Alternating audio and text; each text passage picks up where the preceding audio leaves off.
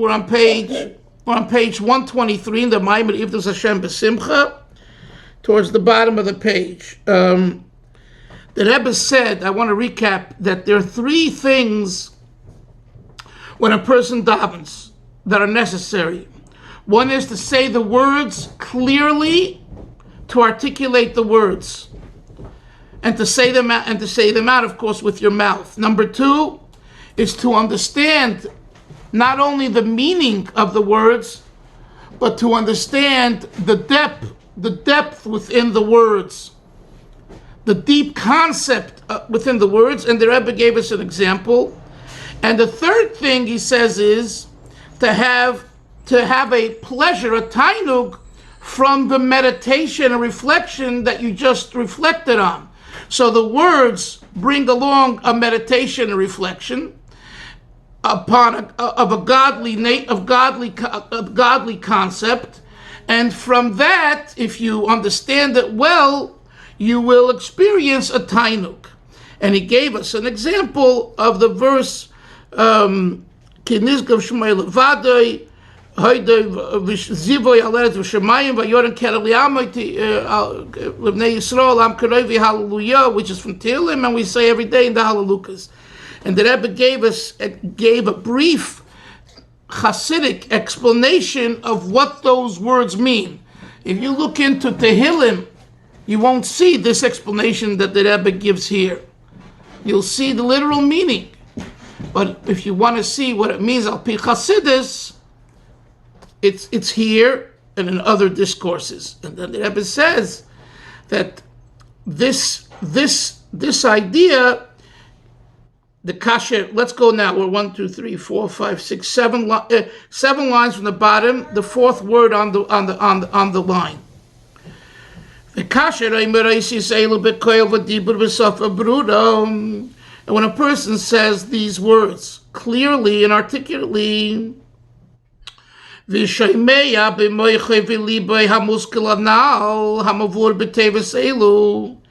he hears the idea he not only does he hear it with his mouth, his ears, but it penetrates his mind and his heart, and he now gets this idea. He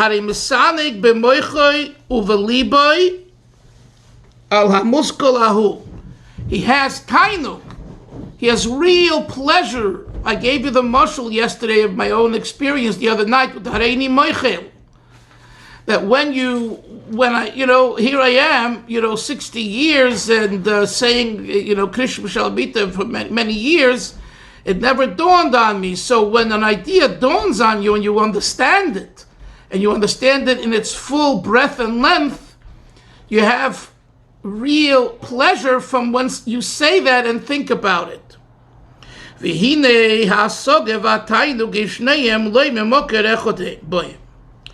Now the Rebbe says, where does this tainug, where does it come from?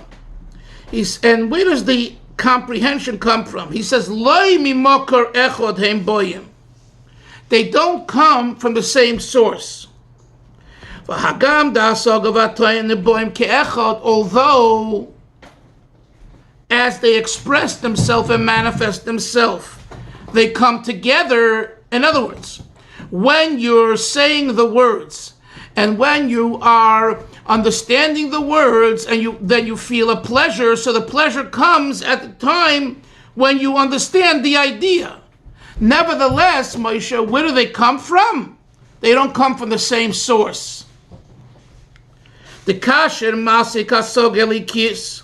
When a person comprehends a godly idea, and he meditates upon it well, b'hamokis hadas, with depth of mind, harihu misaneg elikus, he has tainug, pleasure from godliness. Mikol mokim, nevertheless, harihim boyim imkoides michodem, the Rebbe says again, they come from specific, different sources. So in other words, he basically said the same thing twice, using different words.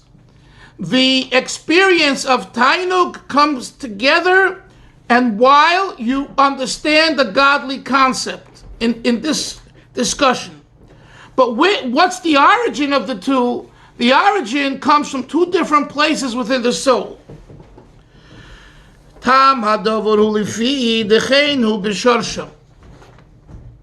The reason is because this is the way it's in their source. The hasoga hini mekoir chetzva b'sheidish harishayin shorsha michitzaynis hakelim. Okay, this is a little Kabbalistic. He's giving us what I call the pipelines of the way God operates, al pi Kabbalah. It says there that understanding, it's carved out, chotzva, it's carved out in its very source, b'sheidish harishon, shorsha, its source is what we call michitzaynis hakelim de chochma, from the external vessels of chochma. Turn the page, I'll summarize soon. Of which world? Of the world of Atzilus. There are four worlds, Atzilus, Bria, Yetzira, and Asiya. Each world has what we call oros and kalim, lights and vessels, energies and receptacles. So what we're saying is that where does hasaga come from, comprehension come from? The external part of the kalim of chokhmah. You have wisdom, you have deep, recessed wisdom, maybe you could use the word subconscious wisdom, and then you have conscious wisdom. Understanding, comprehension comes from the external part of the wisdom, what we call in Kabbalah chitzoniyos hakelim, the external of the vessels. V'hatainu, continuing the page in the text, v'hatainu, comparatively speaking, pleasure shorshay l'mayla yoser. Its source is much greater. He doesn't give us the exact address where we can find this pleasure. All he says is that it's much greater. So we'll leave it at that. We won't now probe where does Tainug find itself. Where is its source? I'm sorry. Says the Rebbe, because there's a difference where they come from, therefore also below on earth in our avodas Hashem,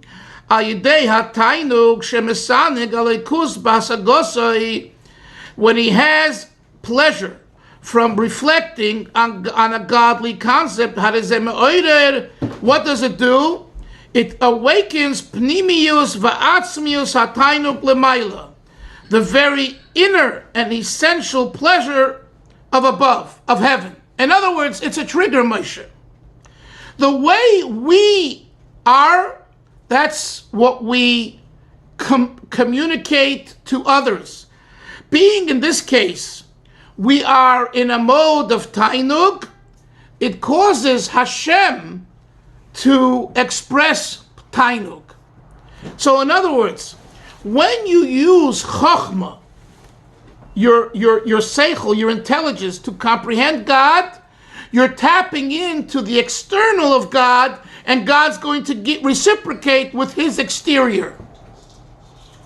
Now believe me, that's pretty good, but it's not the essence.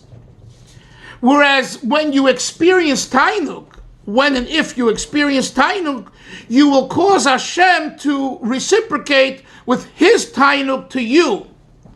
And this could be, my friends, a difference between why at times we ask Hashem for something and we get a response, but the response is limited. Or better said, the response is not what we wanted. And the answer is, why is that? Because we only touched the exterior of God, so he gave us back an external experience. If we touch the essence, the top, vis-a-vis, we have pleasure, real tainug of godliness in God, he will most definitely respond with tainuk to us.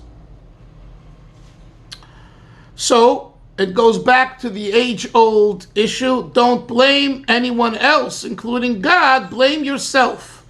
The way you are, that's the response you get. That's what we're saying here. And we always try to bring it down to our level.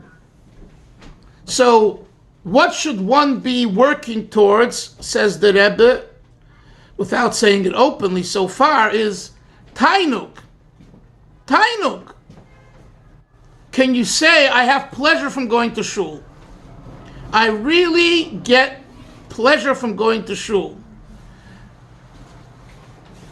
Could you say that when you go into a hot bath, a hot tub, someone's yoni, you got to put on your mute. Oh, sorry. So when someone goes into a nice sauna, a nice mikveh, nice hot bath, they say, machaya, machaya, right? That's gashmis. That's physical. Do we say that when we go into a shul and we open the siddur and we're about to start davening? Do we say, machaya? And I don't mean just saying it. Do we feel it? When we do a mitzvah, any mitzvah, Avi, do we feel pleasure, real pleasure in that mitzvah? Or we don't, but we do it, we like doing it. You know, it's all nice and fine and dandy, but it's not tainuk. So that's what we're looking at. Yes, Yoni, go ahead.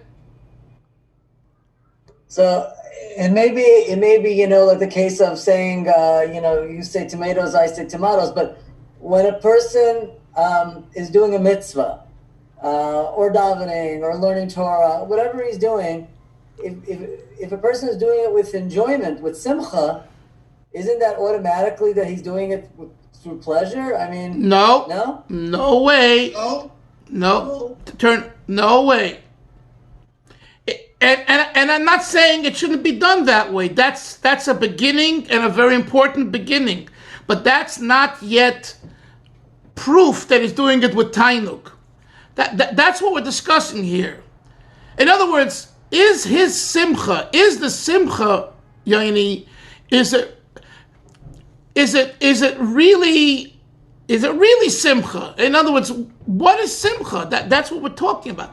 There is simcha that outwardly it's simcha, but inside it's not yet besimcha because you don't have the tainuk.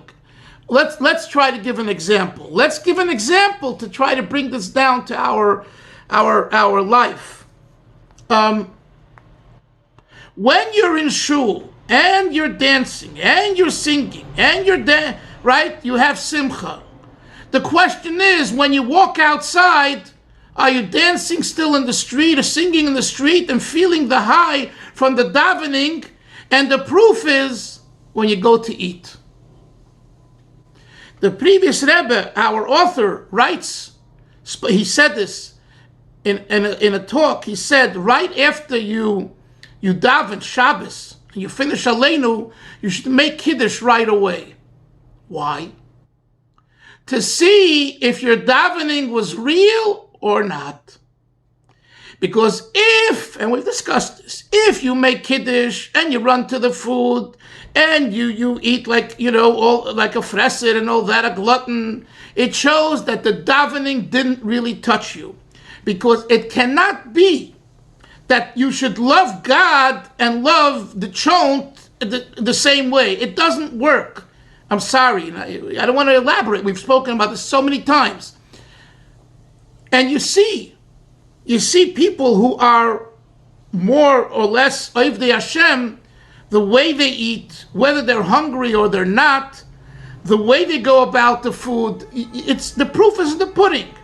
So here during davening, you were shuckling away and you were dancing and you were into it and everything. The food's right in front of you. You make Kiddush and all of a sudden It's like you didn't daven.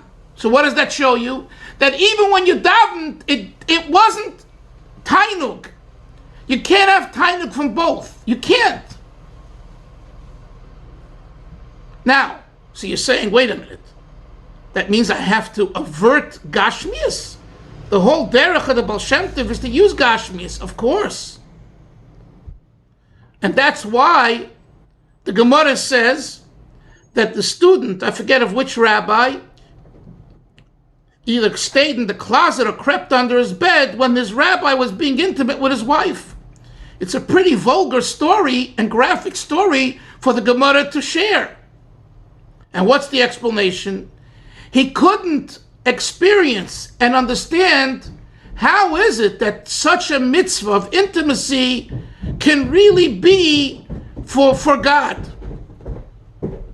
It's so gashmias and it's so physical that it's for the body. How can it be experienced for God? And he knew that if it's a mitzvah of Hashem, it is for Hashem. So he needed to learn that from his Rebbe, from his teacher. Now, his teacher would never let him into the bedroom, so he had to hide. He wasn't a voyeur. He wasn't a filthy old man. He was a tzaddik. He was a very holy person. He wanted to see how is it possible to make gashmias, to use gashmias but coming completely from tainuk for Hashem. And the same as, I use just kind of maybe the most extreme example, but the same as in every other mitzvah. You talk about art and your wife Zayda of Tanchan Levine, can you draw a picture of a woman that's without clothing and say that's for God? I can't. Most people can't. I asked this question 25 years ago. I asked this question.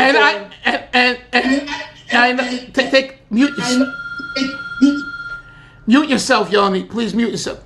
And I asked him the question 40 years ago when I was in Los Angeles, and he invited me to his house, and I saw the big dark picture of the Frierdiker Rebbe, but then I saw also some of those other pictures, and all I can tell you is what he told me, and he's in Gan Eden, so he says if you'll be an artist, then you'll understand that Moshe's an artist, but he's a Chassidish artist.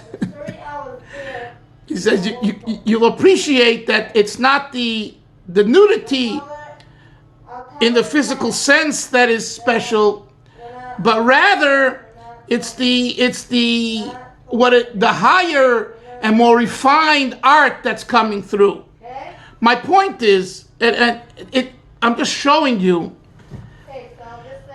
And the same is true in subjects of study.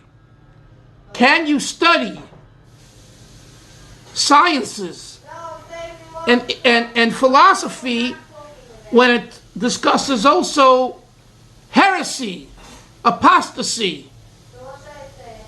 How do you reconcile the two? Well, the Rebbe, when he was asked the question about his attendance at university, there were various explanations